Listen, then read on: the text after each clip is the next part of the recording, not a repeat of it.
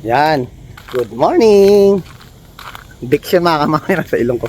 Magandang umaga sa inyo. Isa na araw ngayon. Mga kamamaw. Yan. Dito tayo sa sa superstore. Paubos na yung gatas ni Jacob. Nakita niyo naman mga kamamaw. Naka-short na si kamamaw ngayon.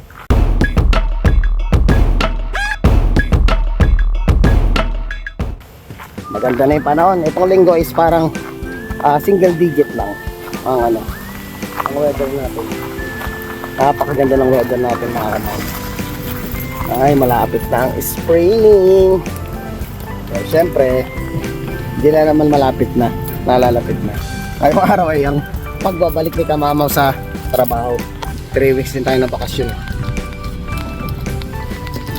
Ito si ay actually medyo na late yung pasa natin ng ng mga requirements. Kaya ayun, dalawang linggong walang pera si kamama. Wala tayong sinuweldo ngayon. Hindi naman sinuweldo, ibig sabihin wala tayong ngayon, budget. Kasi nga na-delay yung pag natin ng application Tara mga kamamaw, drive ko muna to. Ayusin ko lang. Yan muna sa inyo ang camera sa mian muna. Ayun, ganun nangyari. Kasi medyo na late kasi si HR na pagpasa ng ating ROE. Kasi yun yung number 1 requirements mga kamamaw, honestly sa sa pag-apply ng EI. Kasi yun yung batayan na talaga ako na wala akong trabaho, na wala akong perang makukuha sa employer natin, yung ROE na yun. Kasi nandun na nakalagay doon kung kailan ako nag-start mag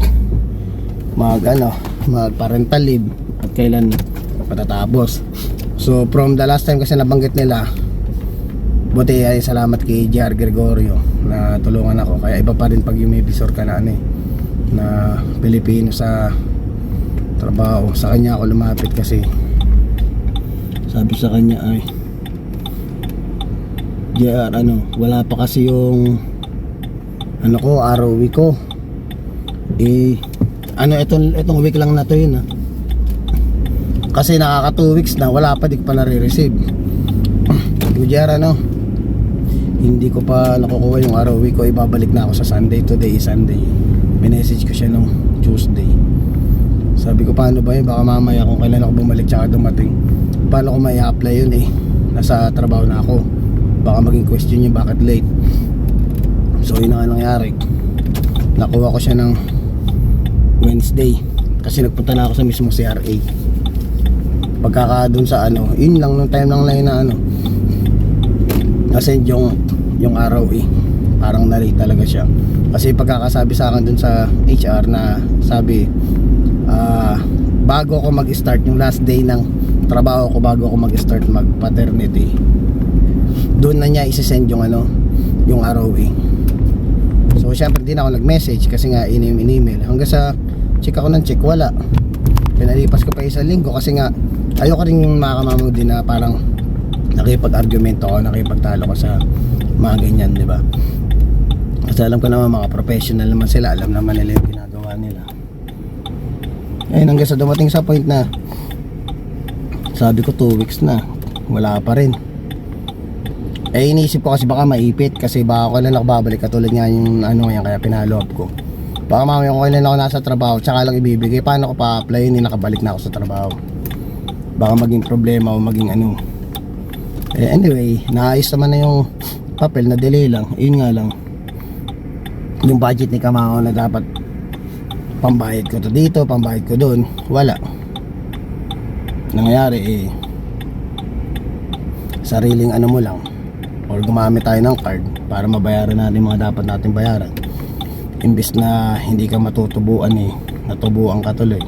Pero anyway, di ko na rin pinapansin yun kasi alam mo yung minsan may mga diskarte kasi tayo dito na hindi ko na masyadong iisipin ba. Ayoko masyadong nag-iisip kasi may stress ka lang. Iisipin mo yung mga bagay na ganun, tapos in short ng pag-iisip mo, pag emosyon na binigay mo, di rin naman masusolve. So hinahayaan ko na lang, which is kahit pa paano natutuwa ako, hindi na ako masyado na-stress. Hindi katulad dati na talagang halos maghapon parang puro nasa isip, sabi ko paano ba to, paano ba yan. Buti na lang na-overcome ko na yung ganong pakiramdam. Napakahirap din masyado makamaw na masyado mo ini-stress o pinupukpok yung sarili mo sa isang bagay na hindi mo naman makukuha agad yung result ng basta-basta. So go with the flow lang ako, inayaan ko na lang sila, inayaan ko na lang yung sitwasyon. Hindi ako stress. Mahirap makakamamaw din yung gayon yung masyadong ihani yung sarili nyo sa yung masyado kayo nag-iisip. Tapos siyempre marami kang responsibilidad dito, tapos marami kang isipin na sabihin natin isipin talaga di mawawala. Pero yung stressin mo isang bagay na wala namang kahihinat na wala namang resulta agad, huwag mo nang ano yung sarili mo, iyan mo yung energy mo sa mga bagay na kaya mo hawakan. Yun yung mga natutunan ko, kaya papasalamat ako na overcome ko na yung ganung sitwasyon. Yan. Anyway mga kamamaw, minapanood tayong vlog sa isa sa mga paborito nating vlog. Paborito nating vlogger. Parang nakwento lang niya is about dun sa parang katrabaho niyang naka-hit and run ng sasakyan, tapos tapos hindi umamin, tapos nakita sa camera, natanggal sa trabaho dahil sa hindi niya pag-aamin na siya yung nakabangga. Makikita naman siya doon na siya nakabangga kasi may camera doon sa paligid. Siya natanggal. Naalala ko lang yung nangyari sa akin na ano ko lang kay Mrs. na sabi ko, naalala ko yung nakasagasa tayo ng pedestrian na hindi naman natin kasalanan. Ang at fault is yung pedestrian dahil nakasakay siya sa bike sa pedestrian lane, naka-stop sign siya, naka-red siya, tapos tumawid siya na nakasakay sa bike, which is dalawa yung mali niya, na tumawid siya ng naka-red light at the same time sa pedestrian. Yung mga nagbibisikleta dito mga kamama is dapat hindi sila nakasakay sa bike, dapat tinutulak lang nila yung bike. Ganun dapat dito, yun ang rules. So ganun yung nangyari sa akin na nakita ko naman siya nung patawid na siya, pero hindi na kinain ng speed ko kasi nga naka-green ako, diba? Papasok ako noon holiday time, tapos ayun hindi naasahan si kamamaw is nanginginig sa takot dahil akala ko ano nangyari dun sa nasagasaan ko, talagang nakalagkad ko siya sa likod. Pero hindi ko na makasalanan at time na iyon talagang huminto ako. Hindi ako nagdalawang isip na sabihin dun sa mga polis na ako yung nakasagasa. Yun nga, parang usapan lang ba dun sa nakita ko dun sa vlog na kakilala natin vlogger na hindi umamin. Ako talagang huminto ako. Talagang sinabi ko, ako po yung Good thing naman may mga tao, tsaka nandiyan pa rin yung Panginoon, diba? Na may tao talagang nagano sa akin, nag-witness. Nakakuha mo. Ayun, buti na lang may nakakita sa atin nung araw na iyon na talagang sinabing hindi po kasalanan nung nakasagasa. Kasalanan po talaga nung nakabike kasi naka-green light. Siya, kasi kung mga kamama ko, hindi ako huminto ng matindi noon na talagang hindi ko siya napansin. Sa harapan ko siya masasagasaan. Talagang nagpreno lang ako. Nagbawas na talaga ako ng kasi kung nahagip ko siya mga kamama, baka hindi lang ganun yung yung nangyari sa akin, baka mas matindi pa na mismo parang dadalhin ko habang buhay. Kaya buti na lang, talagang daming polis nung time na yun mga kamama. Talagang first time ni kamama makapasok doon sa police car. Talagang napakaano nung, kaya sabi ko sa isip ko, anuin ko to, tag dito, tatandaan ko yung araw na to, hindi ko makakalimutan yung araw na to. Talagang sabi ko sa'yo, first time na may experience si kamamaw na makasagasa ako ng tao, tapos nandito pa ako sa Canada. Kung sabihin natin sample lang, kung tinakbuhan ko yun, kung yung katrabaho nung napanood natin natanggal sa trabaho, baka ako uwi ako ng Pinas. Sigurado yun mga kamamaw. Principal ako, baka damay pa yung yung anak ko tsaka yung misis ko. Yun ang sasabi ko sa'yo, napakahirap mga kamamaw na makagawa din ng mali dito. Pero syempre hindi naman madaling iwasan na gumawa ng mali.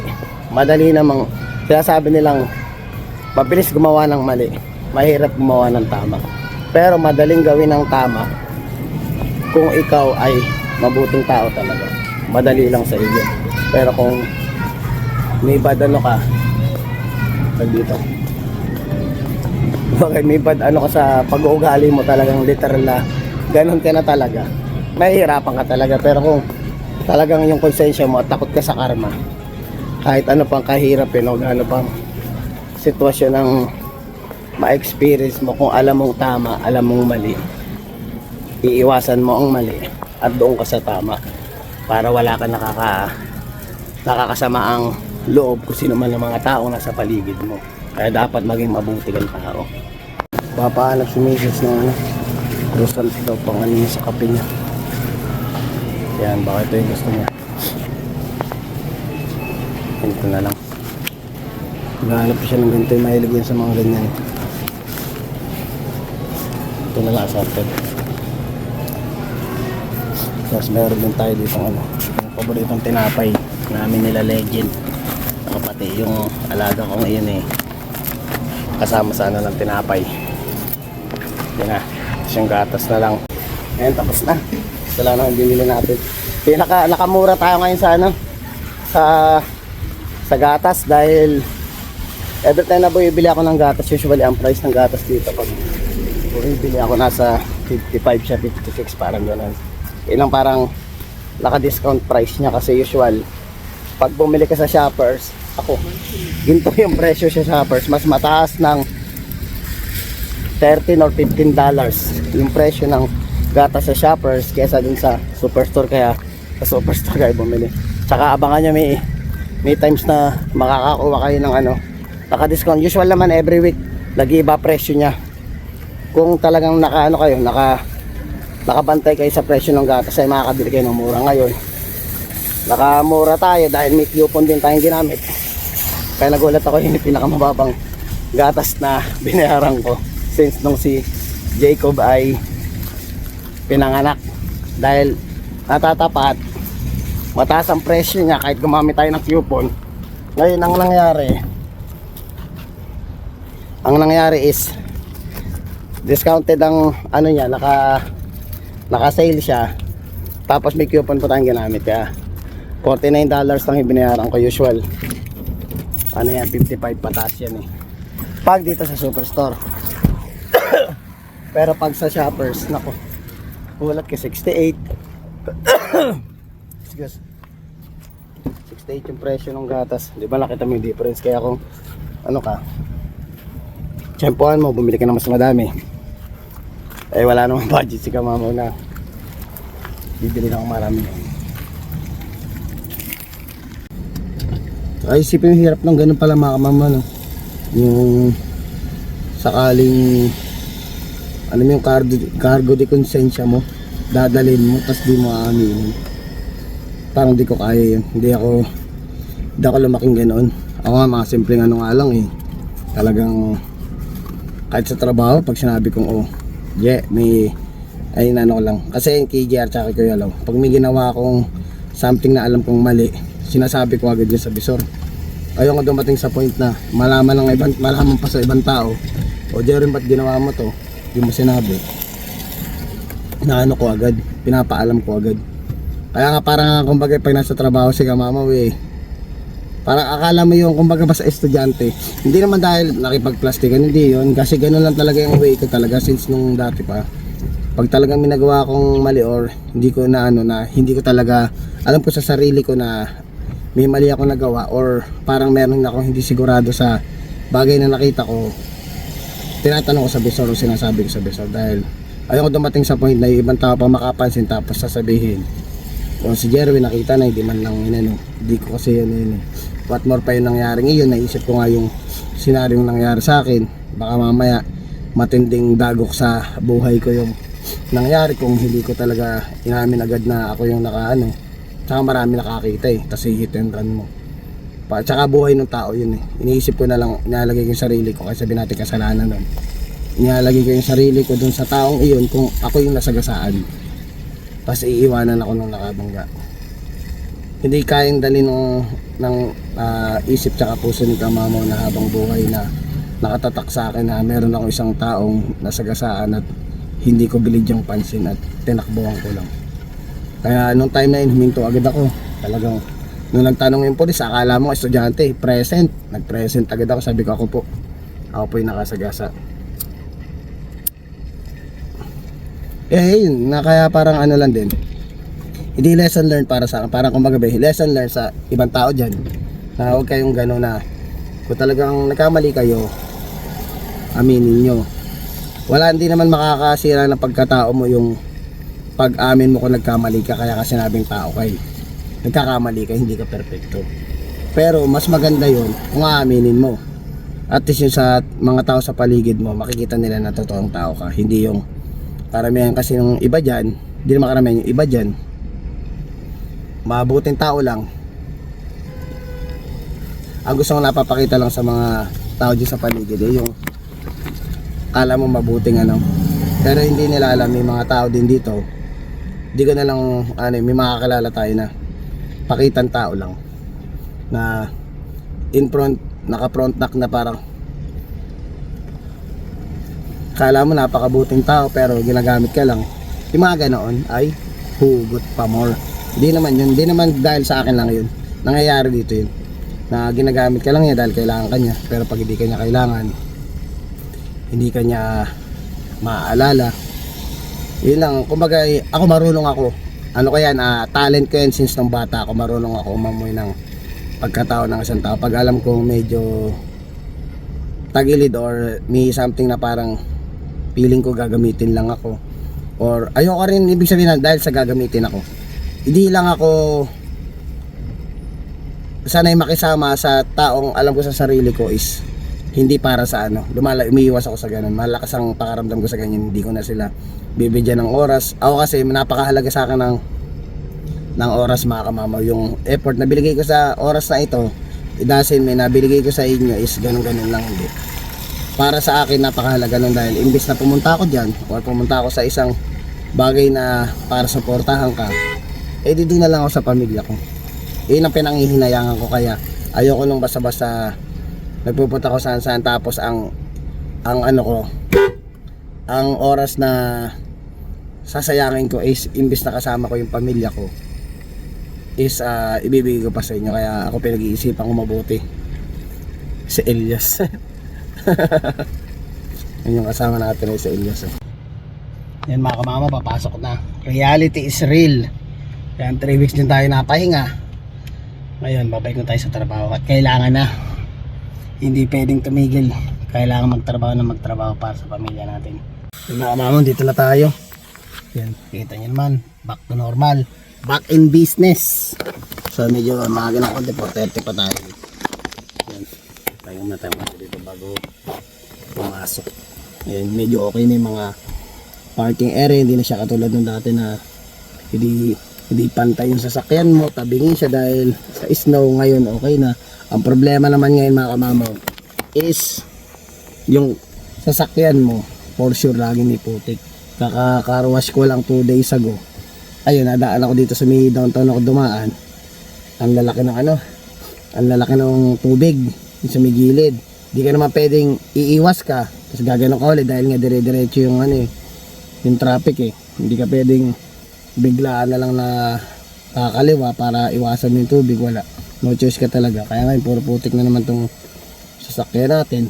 Hindi naman talaga advisable din talaga mga Kamamaw. Pag medyo nagtutunaw yung tubig, dapat talaga hindi advisable na maglinis ka. Inisip ko naman din kasi ako, bakasyon ako, tsaka gusto ko bago pumasok is malinis na tong sasakyan, mabugahan man lang ng tag dito ng wax. Ayun, lalo yung ilalim, winawax ko yan Talagang nagdadagdag ako ng konting bayad dun sa paghuhugas. Pag yung waxing time na, talagang winawax ko, fully wax yung buong sasakyan natin. So ayun mga Kamamaw, balik trabaho na naman. Wala lang, parang parang nagdaan lang sa akin 3 linggo. Hindi ako yung dating point na ay, tinatamad ako kasi galing bakasyon eh, tagal, di ba? Ngayon hindi, basta normal lang, nga bukas papasok na ako, yun na yun. Hindi ko na, walang patumpik-tumpik pa, basta yun na yung desisyon na pagbalik ko bukas, okay, papasok na ako, back to normal. Ganun lang, hindi katulad dati na pag galing ang bakasyon, parang ayaw mong pumasok eh. Ganun talaga mga kamama, pag talaga marami kang bayarin talaga siguro eh. Talagang hindi mo na maiisip yun. Pero syempre, ipapasalamat tayo sa Panginoon at nakapagbakasyon tayo, malaking bagay din yung 3 weeks na iyon. Syempre, spend time with my family, lalo na kay Jacob habang lumalaki siya. Kaya kanina bago ako pumasok is nagising siya, aalis na ako, siguro nagtataka siya bakit naka-uniform na naman ako kasi nga ang tagal ding sa bahay lang ako, hindi niya nakikita kasi usual kasi kahit even mga alaga natin, pag nakaganto na yung suot ko, alam na nila may pasok. Kaya tahimik sila kanina, hindi na sila umabol. Hindi katulad nung pag normal time nung nakabakasyon tayo is pag lalabas ako, sumusunod sa akin, gusto sumama. Ay ngayon alam nila pag naka-uniform, papasok si daddy nila, kaya ayun. Yan, ano tayo. Yan, kaya ano lang sabi nga nila is maigsi lang din ang buhay mga kamama. So enjoy natin, iwasan natin masyadong mag-iisip, maging totoong tao tayo sa mga kapwa-tao natin, marunong tayong makisama, at the same time, marunong tayo tumanggap ng pagkakamali natin mga kamama. So hanggang dito na lang ang vlog. Please don't forget to like, share, subscribe, and hit the notification bell for more updates of my video. See you mga kamama.